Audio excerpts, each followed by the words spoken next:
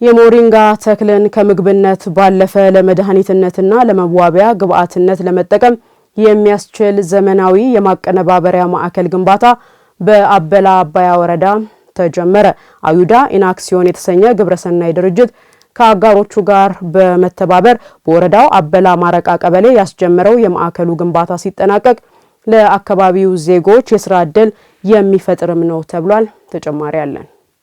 የሞሪንጋ ወይም ሽፈራው ተክል ለጤናችን ከፍተኛ ጠቀሜታ ያላቸው ቪታሚንና ሌሎች ንጥረ ነገሮችን የያዘ አገር በቀል ተክል መሆኑ ይታወቃል። ነገር ግን ምርቱ ለገበያ የሚቀርብበት መንገድ ተለምዷዊ መሆኑ በግብይት ስርዓት ላይ አሉታዊ ጫና ሲያሳድርም ቆይቷል። ይህንን አካሄድ በዘመናዊ የቴክኖሎጂ አሰራር ለመቀየርና የምርቱን እሴት ከፍ ለማድረግ የታሰበው የማቀነባበሪያ ማዕከል ግንባታ በአበላ አባያ ወረዳ አበላ ማረቃ ቀበሌ ተጀምሯል። ግንባታው የተበሰረው አዩዳ ኢናክሲዮን የተሰኘው ዓለም አቀፍ ግብረሰናይ ድርጅት ከልማት አጋሮቹ ጋር በተደረገ ጥረት መሆኑም ተመላክቷል። ፕሮጀክቱ የሚሰራው አንድ ድርጅት አይደለም። እኛ እንደ ሊድ ወይም ከፊት ሆነን የምንመራው አዩዳ ኢናክሲዮን ነው።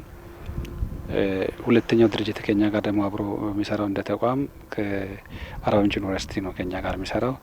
ሌላኛው ሶስተኛው ደግሞ ከኛ ጋር አብሮ የሚሰራ ቆመር የሚባል የስፔን ሀገር ውስጥ ያለ የምግብ ማቀነባበሪያ ካምፓኒ ዓለም አቀፍ ካምፓኒ ያለው። ሌላኛው ደግሞ ሳፖርት ከጎኑ የሚያደርገው ፖሊቴክኒክ ማድሪድ ዩኒቨርሲቲ የሚባል አንድ ዩኒቨርሲቲ ያለ ማድሪድ ላይ ያለው። እነኚህ የአራቱ ድርጅቶች ውህድ ናቸው አብሮ የሚሰሩት።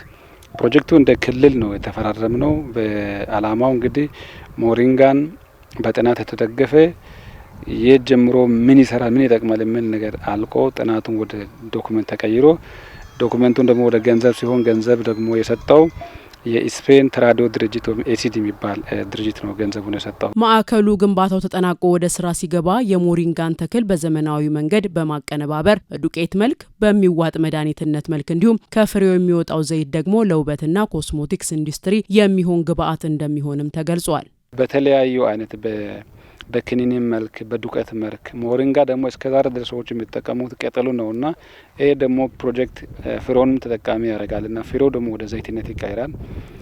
ዘይትነት ተቀይሮ ለምንድን ነው? ለኮስሞቲክስ በተለይ ለሰዎች ውበት እና ለሽቶ ለተለያዩ ነገሮች ውስጥ የሚገባ ኢንግሪዲየንት ያለበት ነገር ነውና ሞሪንጋ ጥቅሙ ተቆጥሮ ማያልቅ ግን ሰው የማያውቀው በማይሆን ቦታ የተመደበ ተክል ነውና ዋና አላማው ሞሪንጋ በደንብ ፕሮሞት ማድረግ በህዝብ ላይ በደንብ ሰዎቹ እንዲያውቁና ሁለተኛ ከማወቅ በዘለለ ደግሞ ተጠቃሚ እንዲሆኑ ለአገርም ለቤተሰብም ገቢ የሚያመጣ ተክል ስለሆነ እሱን አጠቃላይ ይዞ የሚሰራ ፕሮጀክት ነው። የፕሮጀክት በመርሃ ግብሩ ላይ የተገኙት የፕሮጀክቱ አስተባባሪዎች እንደገለጹት የፕሮጀክት ባጠረ ጊዜና በጥራት ተሰርቶ እንዲጠናቀቅ ጥረት ይደረጋል ብለዋል። ይሄ ማቀናበሪያው ሲያልቅ ታውቃላችሁ ለሀገር ውስጥ ገበያ እንኳን አይደለም ያሰብነው አይደለ ኤክስፖርትን ያሰብነው።